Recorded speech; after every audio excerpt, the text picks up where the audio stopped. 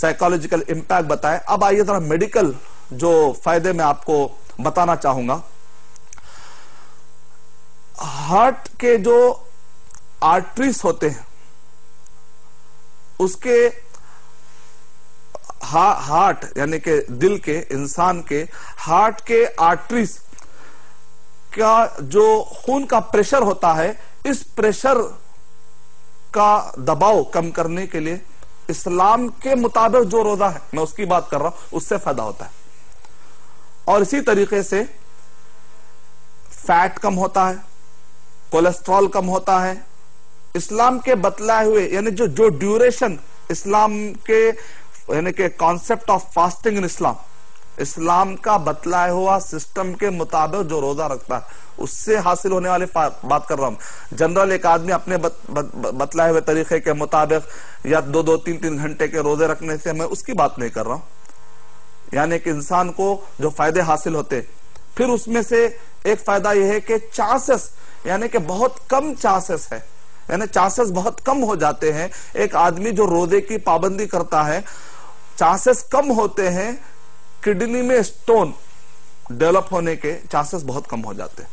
یعنی آدمی کو گردے کے اندر جو پتھری کا جو پرابلم ہے یہ روزہ رکھنے اسلام کے مطابق روزہ رکھنے والوں کے لیے الحمدللہ یہ فائدے حاصل چانسز کم ہو جاتے ہیں پتھری کے چانسز. سروے بتایا گیا باقاعدہ اس بارے میں سروے پایا جاتا ہے کہ جو آدمی روزہ پابندی سے رکھتا تھا ان کے لیے ایسے چانسز بہت کم ہو گئے. اس بارے میں باقاعدہ سروے پایا جاتا ہے.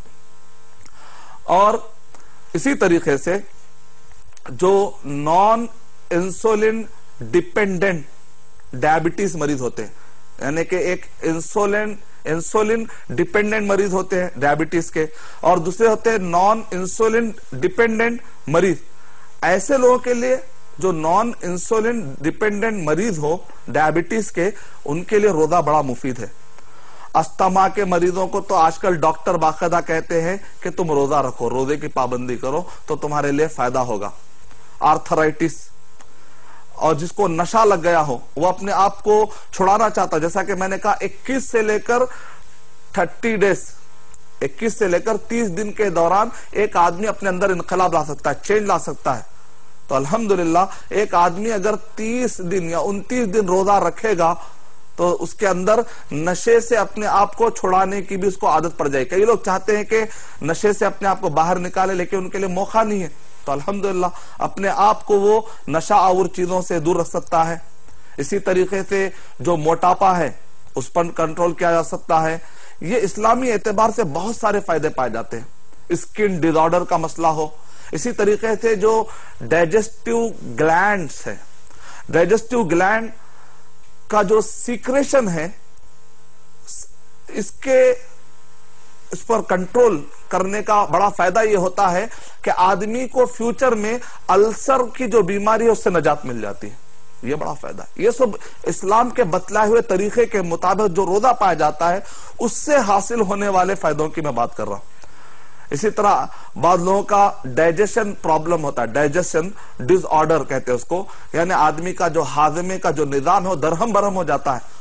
روزے کی برکت سے, روزے کے الحمدللہ سسٹم سے اس کا یہ سسٹم بہترین طریقے سے واپس اپنے بہترین اس کی ایفیشنسی صحیح ہو جاتی ہے.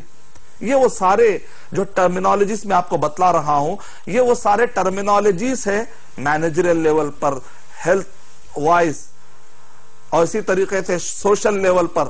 آج پوری دنیا اس کی تلاش میں ہے.